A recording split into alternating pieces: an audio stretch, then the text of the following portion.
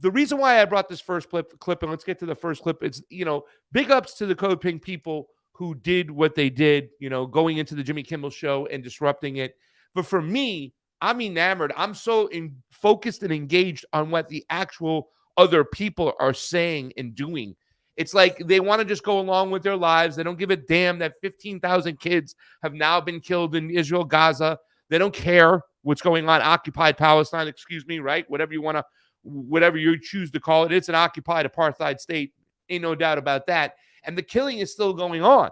So I brought this here, fam, because I also want you to pay attention to the other people around who would get mad at those protesting, who are getting mad at those who are trying to stop a genocide. This is just mind-blowing. Take a look. This is the Jimmy Kimmel show the other day. Kamala Harris was on. So Code Pink decided to have their plants, Jose Vega style, to interrupt what was going on. Check it out. Stop the genocide! 15,000 children died because of you! Stop the genocide! You're murderer! 15,000 children died! She has her Kamala Harris! It's good to have you.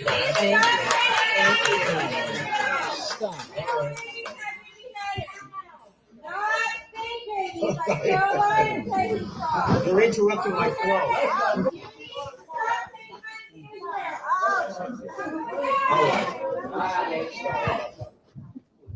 All right. Anybody else? If anyone else has anything to say, this is the time. 1.9 million people!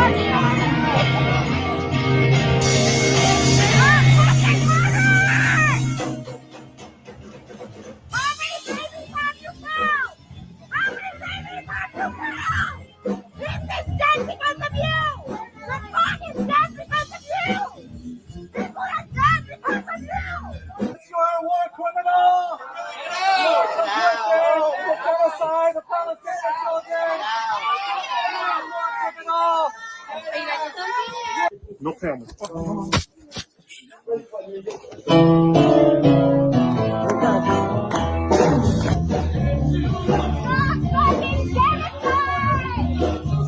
Are we, You're under arrest at the moment, so please let me have your ID for interfering with a live television broadcast. I'd like to see the law that says You don't need to see the law, you need to show me the ID. Oh, I do. You're under arrest, that's all you need to know. So let me have your ID. That's not Are you a how police that works. officer? Yes. Are you a police Turn officer? around. Turn around. Don't touch No, me. can you? Where's, Why can't I have my phone? Can we see your badge? Yes. I am I'd like working to as see your security badge. here, Can we and have a it doesn't real make any police officer? difference, you are under arrest. It says we're not under arrest. Can we? Yeah. That's fine. You can believe what you want, I don't care. Hey, Give me my ID. stand up. Give me my ID. How dare you! Wow, this is psycho. And it's out! You bought it out! Class traitors! Class traitors!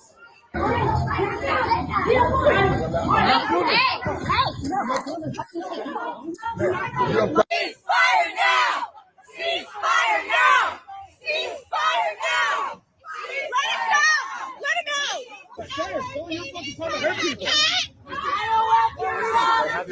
Let's go.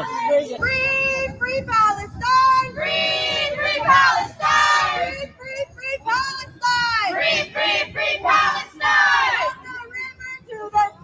From the river to the sea! Palestine will be free! Palestine will be free! From the sea to the river! From the sea to the river! Palestine will live forever! Palestine will live forever!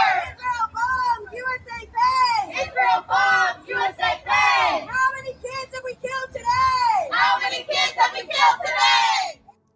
So, by the way, I don't know if it was the most powerful thing to have the LGBT flag out there with the I knew you were going to say flag, something like that. right? I mean, I knew you were, why? but I don't Why did they understand bring why their you. own personal issues into I it? I understand, but why are you also so triggered by it? Why are people so triggered by it either way? Like, I don't think. Well, first of flag. all, number one, I'm not triggered by it. I think that it's just not as effective, and it's going to be used for people using their own sexual, needs. It's mixed messaging. It's I mixed agree. messaging, right? Thank But you. I mean, thank don't you so tread much, on Jamie, me, for coming flag. and saving me. Go ahead, fam. But I don't wanna don't speak tread over on you. me, flag. the Don't Tread on Me flag and all the other flags that are all at all these other protests, the left does the same thing about these flags, and the right's like, well, it's just a flag. Who cares? It's just a flag. It's the same shit. What I'm saying is I'm sick of hearing it on either end. If you're going to talk about how it doesn't matter, it's just a flag on that end, then why does it bother people on the other end? It's just a flag. I do think it's less effective if you're bringing in other issues, but some of these people, where they're coming from, they see it all as equality and they throw it all in together and they're like, okay, yeah, we're equal here. But at the end of the day, most people are against genocide in the entire world. It doesn't matter if they believe, in whatever else they believe politically, if they consider themselves a liberal or not.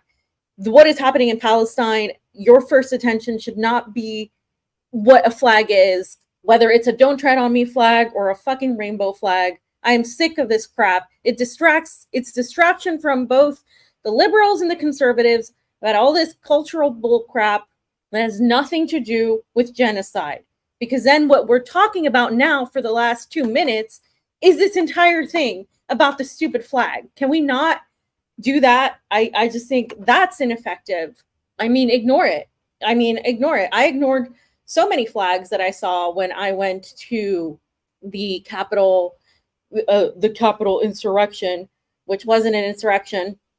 And we were talking about the elections. These people were concerned that they got the election stolen, which, we agreed on. But they had these flags, these Don't Tread on Me flags. They had flags that said a bunch of things. And people were saying, well, these flags are fascist and all of these things, and they're symbolic. And I said, well, who cares about these flags? They're just flags at the end of the day.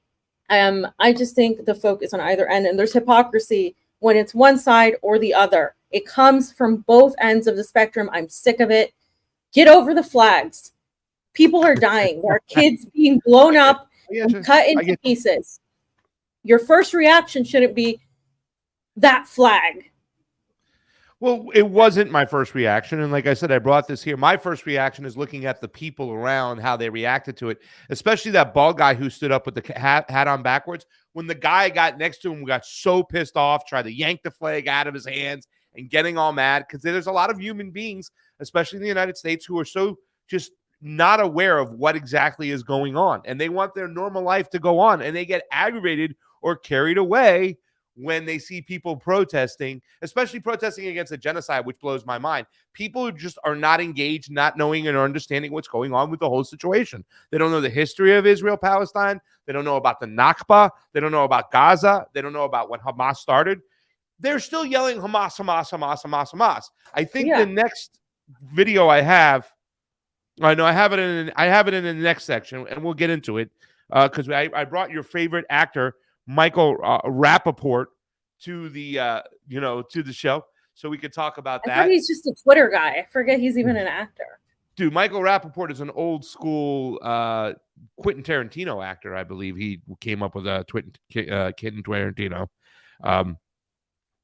So some people have been put in there. It's kind of interesting. Some people have said, yeah, pasta. Some people say leave the flags at home. It's about Palestine. Some people have called me. There's one person in there calling me anti-gay, which is untrue.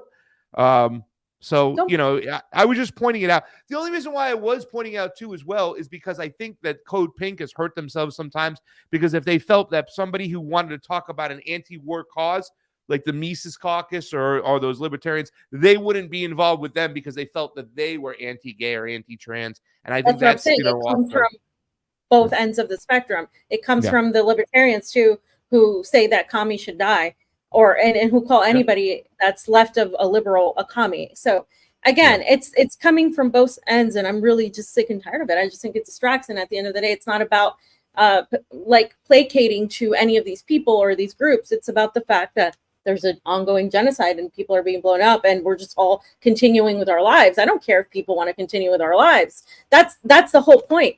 We can continue with our lives because we've never experienced an iota of what people in Palestine are experiencing, what people in Lebanon, what people in Syria.